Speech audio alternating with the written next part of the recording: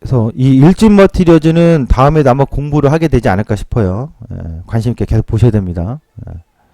그 다음에 특징주 매매인데요. 특징주 매매 사실 크게 뭐 나온다 이것보다도 특징이 팅크웨어 이것 좀 봐야 될 것 같아요. 동원 FMB는 참치미 양반김 매출호조. 최근에 뭐 김 같은 경우도 상당히 수출이 호조가 생긴다고 하죠. 중국 쪽에서. 팅크웨어 폭발적인 이익 개선 전망 어떤 거냐 보면요. 팅크웨어를 보도록 하겠습니다. 팅크웨어가 아니죠. 동원 FMB는 요 구간이 있죠. 제가 이 추세적으로 이거를 벗겨서 어제 거래량 터지면 내밀었거든요. 이거 쭉 간다 이건 아닌데 당장에 3만원은 지지하는 형태라고요. 그 3만원 지니까 눌리면 튀고 하는 관점이라 한 번은 이 36만 4천원, 38만 7천원 요 상승 마디값이 있다. 그러니까 몇 퍼센트의 단기 이익을 실현할 수 있는 마디값이 있다. 그럼 참치라든가 동양반기의 매출이 상향이 여전히 유지가 되고 있다. 호조세가 유지되고 있다. 이렇게 보셔야 되겠습니다.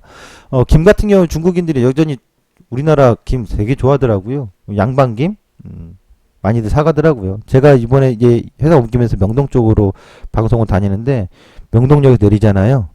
한국인은 다 장사꾼 빼고는 한국인 못 봅니다. 전부 다 중국인이나 관광객입니다. 김 들고 가더라고요. 네.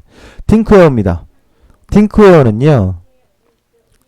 통신형 내비게이션 해외 진출에 따른 매출 및 이익 개선 전망이 다수 의견이 자꾸 나오거든요.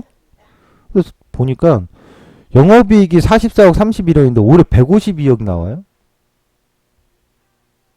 왜 그런가 내용을 봤더니 통신사들에서 공급하는 통신형 내비게이션을 하더라고요. 통신형 내비게이션. 그러니까 쉽게 말해서 우리가 스마트폰에서는 통신사들의 내비게이션 있잖아요. 이것이 이제 아이나비에서도 통신형 내비게이션이 되니까 저거에 따른 이익 개선세가 상당히 뚜렷하고 해외 진출에 따른 이익도 긍정적으로 보더라고요. 그래서 거래를 그동안 쭉 지켜봤는데 거래가 없는데 어제 거래가 살았다고요. 붙어버렸다고요. 거래 치고서 올렸다가 누르고 하다가 어제 거래 쳐버렸죠. 단기 상승에서 전고점에 대한 압박은 받고 있습니다만 11,500원의 지지, 11,500원이 깨지지 않으면 눌리는 거 매수가 되는 거고 안 눌려도 뭐 어제 종가 이렇게 매수돼서 튀면 14,100원과 15,300원의 단기 마디값 상승을 이익으로 취할 수 있다. 이 관점으로 특징주 보시면 될 것 같습니다. 시장 이슈입니다. 안전자산으로 이동현상이 자꾸 나와요. 뭐 엔화 강세 된다라는 거 안전자산 얘기해드렸잖아요. 정말 저는 엔화 강세가 될 거라는 거 전년도에 여름에 125엔 때 찍을 때 얘기했지 않습니까? 그때부터 122엔대에서 왔다리 갔다리 할 것이다. 그리고 전년도 12월에서 올해 1초에 엔화는 떨어진다. 117엔까지 떨어졌잖아요. 근데 지금도 더 떨어지고 있죠. 어제 얘기했지만 이제 105엔 얘기해드렸던 거 참고해 주시기 바라고요. 엔화 강세의 안전자산의 핵이에요. 그러니까 큰 줄기를 볼 줄 알아야지 자꾸 디테일한 것만 보면은 당해요. 금값 상승해요. 전년도 12월 달하고 올해 방송에서 여러분들이 물어보셨을 때 제가 또 얘기를 먼저 했었죠. 유가보단 전 금이다. 유가 저가하면서 하지 마라. 유가 저가 어딘지 모른다. 단 금이 더 낫다. 금 상승 계속 이어지고 있어요. 공포지수 비스지수가 상승을 좀 했어요. 단기 상승을. 공포지수는 지금 상승한 게 큰 의미는 아닌데 점진적 상승할 가능성 상당히 높아요. 그 점을 주목해 주시기 바랍니다. 그래서 엔화 강세 다시 한번 내려와요. 이 구간이에요. 그렇죠? 이때 얘기했었으니까 내려올 자리 내려오는 거예요.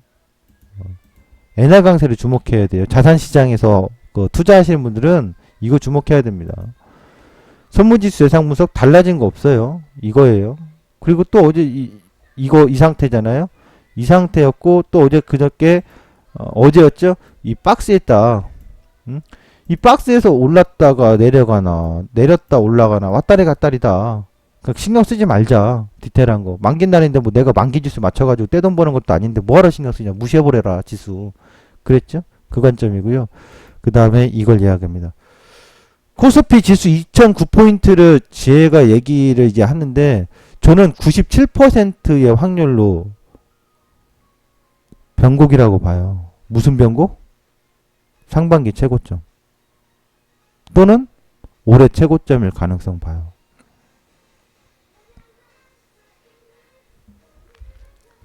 얼굴 내밀고 얘기해야지. 깜짝 놀라셨어요?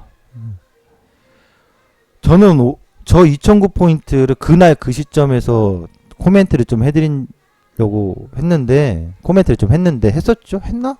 네, 했는데, 저 97% 확률 봐요.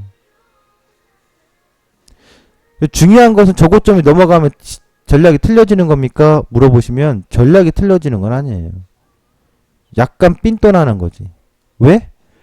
저 밑에 1, 2, 3 별로 표시에는 3갭 있죠. 안 오고서 안 온 상태로 고점을 넘어가 다시?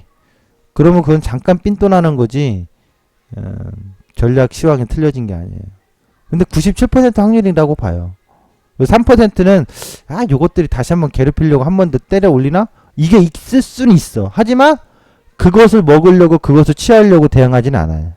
현재로서는 저 별 1, 2, 3 별 3스타가인가요? 밑에서 3스타가 이제 똥별들이 있는 거 저거 반드시 매우러 옵니다.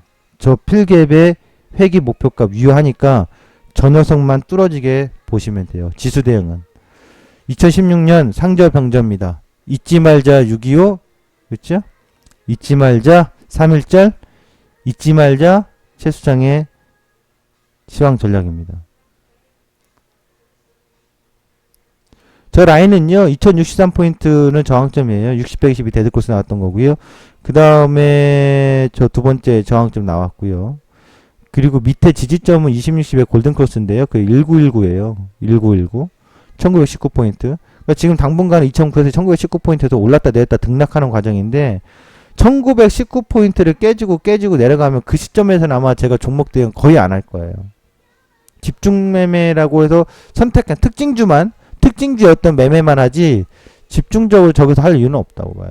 제가 포트폴리오 매매를 짠 것은 제가 어쨌든 6주 정도 본다고 했어요. 시간을 끌기. 그러니까 결국 2009에서 1919포인트 사이에 등락을 거듭하는 구간이 있을 때, 저 종목들이 대응하면 뭐 몇 퍼센트의 수익이라도 얻어낼 수 있지 않을까? 뭐 이런 전략으로 활용했다고 보시면 되겠습니다.